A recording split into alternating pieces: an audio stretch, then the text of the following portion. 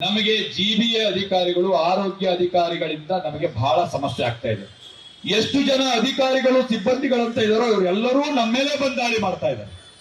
Police ಅಧಿಕಾರಿಗಳು ಎಷ್ಟು ಜನ ಅಂತ ಇದಾರೋ ಅವರೆಲ್ಲರೂ ನಮ್ಮ ಮೇಲೆ ದಾಳಿ ನಡೆಸ್ತಾ ಇದ್ದಾರೆ. ಹಂಗಂತ ಎಲ್ಲ ಪೊಲೀಸರಲ್ಲ, ನಮ್ಮ ಸತೀಶ್ ಅವರು ಬೇಜಾರಾದ ಕಷ್ಟ. ಆಮೇಲೆ ಎಲ್ಲ ಪೊಲೀಸರಲ್ಲ, ಕೆಲವಷ್ಟು ಅದರಲ್ಲಿ ಹೆಚ್ಚಿಗೆ ಪೊಲೀಸವರು, ಹೆಚ್ಚಿಗೆ ಜಿಬಿ ಅವರು, ಸಣ್ಣ ಮಾರ್ಷಲ್ಗಳಿಂದ ಹಿಡಿದು ದೊಡ್ಡ ಅಧಿಕಾರಿಗಳವರೆಗೂ ಕೂಡ ಬಂದು ನಮ್ಮನ್ನ ಪ್ರಶ್ನೆ ಮಾಡಿ ದಂಡ ಹಾಕ್ತಾ ಇದ್ದಾರೆ.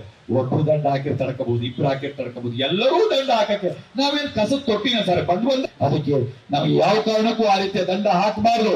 ಅಲ್ಲಿ ನಿಷೇಧಿತ ಏನಾದ್ರೂ ವಸ್ತುಗಳು ಇದ್ರೆ ಸರ್ಕಾರಕ್ಕೆ ಮುಜುಗರ ಆಗುವಂತದ್ದು, ಜನರಿಗೆ ಹಾನಿ ಆಗುವಂತದ್ದು, ಪರಿಸರಕ್ಕೆ ಹಾನಿ ಆಗುವಂತ ವಸ್ತುಗಳು ಯಾವ್ದಾದ್ರು ನಾವು ಮಾರಾಟ ಮಾಡ್ತಾ ಇದ್ರೆ, ನೀವು ಕೊಟ್ಟು ನಾವು ಮಾರಾಟ ಮಾಡ್ತಾ ಇದ್ರೆ ನೀವು ಅದನ್ನ ಕೊಡಬೇಡಿ, ಅದನ್ನ ಸಂಪೂರ್ಣವಾಗಿ ನಿಷೇಧ ಮಾಡಿ.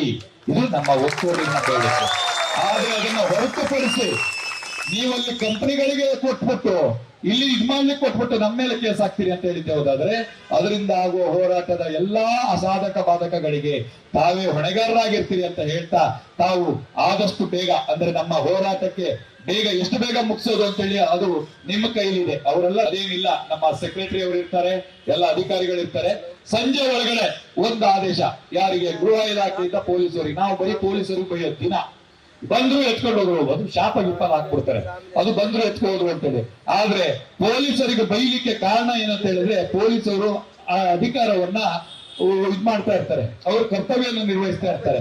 ಅದು ನಮ್ಗೆ ಹೊರೆ ಆದಾಗ ಎದುರುಗಡೆ ಕಾಣೋದೇ ಗರುಡು ಗಮ್ಮತ್ ತರ ಪೊಲೀಸೆ. ಹಾಗಾಗಿ ನಾವು ಬೈಬೇಕಾಗಿ ಬಂದಿದೆ.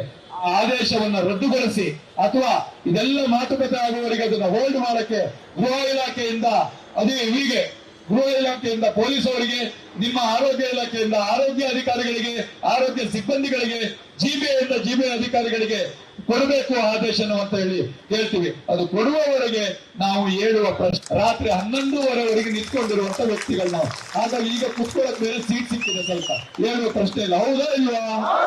Thank you.